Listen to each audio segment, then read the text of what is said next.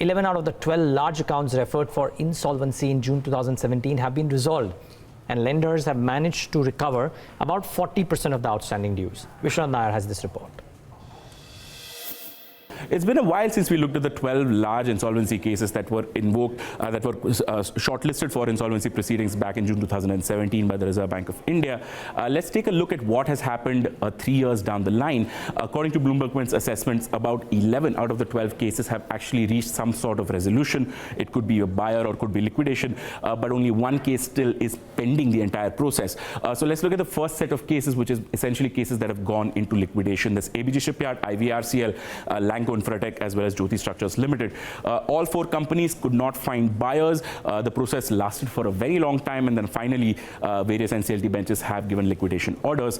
Official liquidators are now trying to sell the company's assets, and from those, whatever they recover from that sale, that will be used to pay back the bankers as well as the other people in the entire system. The next list of companies are companies where buyers have come in and some money has been paid off to the lenders, and thereby they've made some kind of recovery. And as you can see here, SR, Bhushan and Bhushan Power, these are the three large steel cases which were all resolved within the entire insolvency and bankruptcy process, and of course have led to the maximum amount of recoveries amongst all other cases. Some of the other names, of course, just this month we saw Amtech Auto being resolved. Deccan Value Investors bought that company. Alok Industries has been bought by, of course, RIL and JM Financial. It's a consortium of bidders. In JP Infratech, it's a case that has dragged on for a very long time, but finally NBCC has been appointed as the final bidder and has actually won the company now. Let's look at the last set of companies. Essentially, it's just one company, Era Infra and Engineering. Here, the company is still undergoing insolvency because if you remember, when insolvency was invoked back in June 2017, there were multiple legal challenges that were mounted, which took a considerable amount of time to get resolved. After that, finally, the entire restructuring proposal the process is still continuing.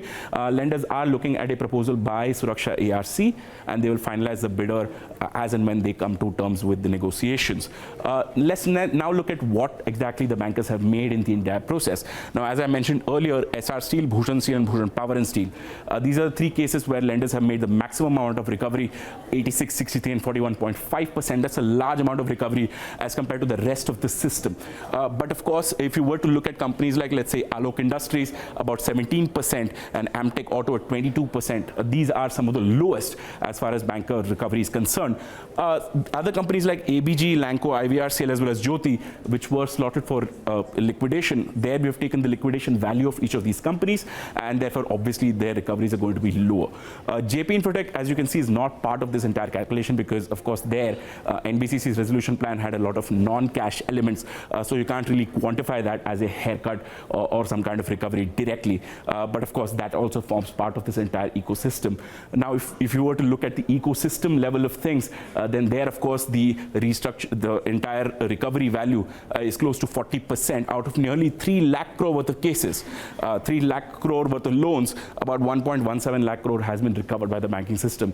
And that's a significant number because if we were to look at the recovery percentages in other measures of resolution, such as SARFAESI or DRT or even Lok Adalats, there the percentages are much lower. So obviously, insolvency has helped bankers post a higher rate of recovery.